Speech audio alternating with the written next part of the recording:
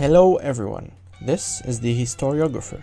Today we will continue the legendary tale of Hayreddin Barbarossa, where we shall witness his final actions as the admiral of the Ottoman fleet, including his capture of the castle of Castelnuovo in Ottoman Bosnia, the defense of Ottoman Algeria, and his final years in retirement.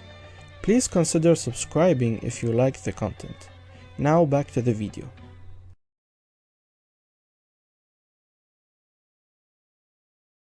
The defeat in the Battle of Preveza had shaken the alliance of the Holy League. Distrust between the Holy League's members was growing day by day as a result of the defeat in the fateful battle. In fact, many put the blame on Andrea Doria, the Genoese admiral, who was defeated by the Ottomans. It is widely speculated that, as a loyal Genoese, Andrea Doria was simply unwilling to risk his own Spanish-Genoese ships due to his long-standing enmity towards Venice, which was after all his home city's fierce rival. In any case, the only force which kept the Holy League's forces alive after the disastrous Battle of Preveza was the Emperor Charles V himself.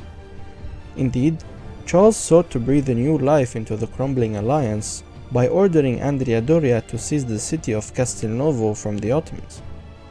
His aim was to try and contest Ottoman control once again in the East Mediterranean. Andrea Doria captured the city from the Ottomans only 10 days after the Battle of Preveza in October of 1538.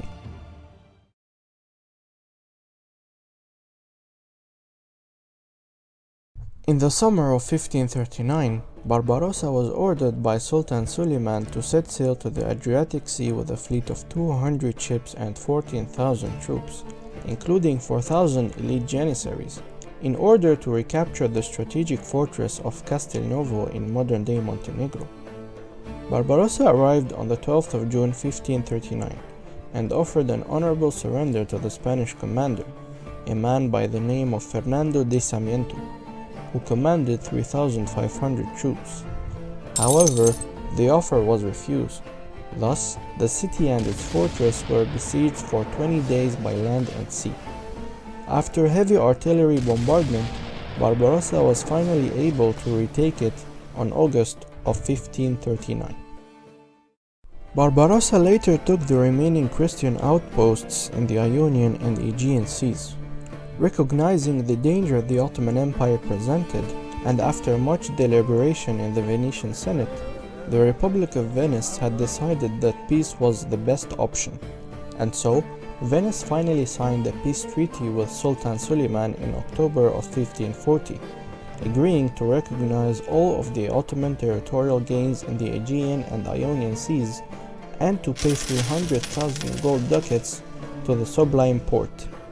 This victory reaffirmed Ottoman hegemony in the Eastern Mediterranean once and for all.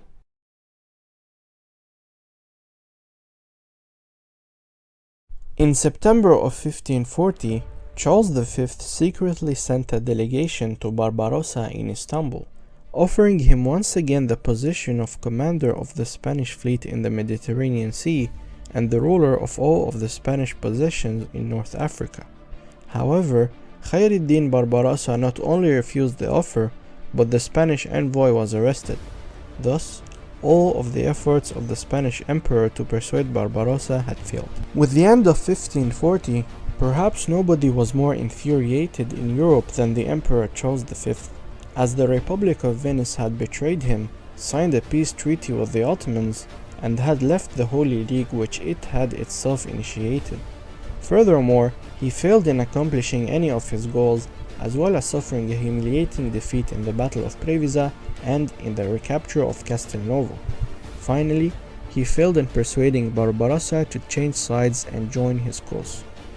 The pride of the mighty emperor could not accept this outcome, and Charles was determined to respond. Thus, he rushed in secret to mobilize a massive fleet with the help of the remaining states in the Holy League, in order to capture Ottoman Algeria, which was a thorn in the Spanish side for over 30 years now. Indeed, 500 warships carrying 24,000 troops were assembled, and the effort was declared a crusade by the Pope himself. However, the season was not ideal for such a campaign, and both Andrea Doria, who commanded the fleet, and Hernan Cortes, the Spanish conqueror of Mexico, attempted to change the emperor's mind, but both of them failed to do so. Charles was determined to lead the crusade himself. Indeed, on the 23rd of October 1541, Charles landed with his army in the Gulf of Algiers after parading his huge fleet for 2 days in the sea in front of the city. Then, he started siege preparations. However, a fierce storm blew at night, which sunk many ships, decimated the Spanish supplies, and ruined the gunpowder, thus rendering the cannons useless.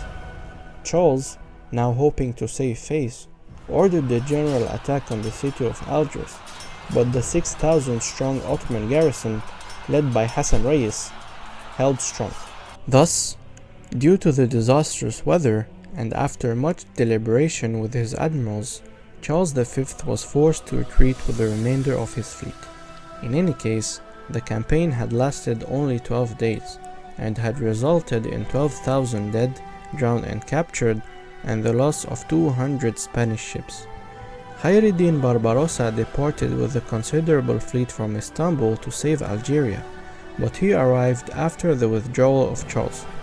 So he stayed for a short period to shore up the defenses of Algeria, and then raided the Spanish and Italian coasts in response to the doomed expedition. One of the results of this campaign was that the Holy League was permanently broken, and the Emperor, Charles V, not only gave up on his plans to conquer Algeria, but rather he completely refrained from competing with the Ottoman Empire for control over the western Mediterranean basin. The Spanish influence was no longer as significant in North Africa, and this campaign marked the beginning of the final liquidation of the Spanish presence in North Africa. And from here comes the saying that the Mediterranean Sea became an Ottoman lake in the 16th century.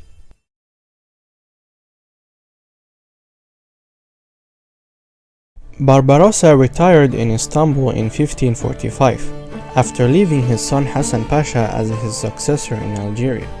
Sultan Suleiman, who was intrigued by such a man, asked him to write down his own diaries to explain how he had captured Algiers from the Spaniards with his brother Oruch back in 1516, how he saved the Andalusian population, how he won the Battle of Preveza, and all of his life achievements. Indeed, he wrote his memoirs, which consist of 5 handwritten volumes known as Ghazawati Hayreddin Pasha, which mean the conquest of Hayreddin Pasha. Barbarossa's memoirs remain a crucial source for historians and provide a fascinating first-hand insight into the political, social, cultural, and military situation in the first half of the 16th century. Hayreddin Barbarossa died in 1546 in his seaside palace in Istanbul. He is buried in a mausoleum near the ferry port of the district of Beşiktaş on the European side of Istanbul, at exactly the same site where his mighty fleets used to assemble. And thus, we end our series on Hayreddin Barbarossa. Thank you for watching, and subscribe to not miss out on our future endeavors, as we are planning to cover other intriguing events in the world's history.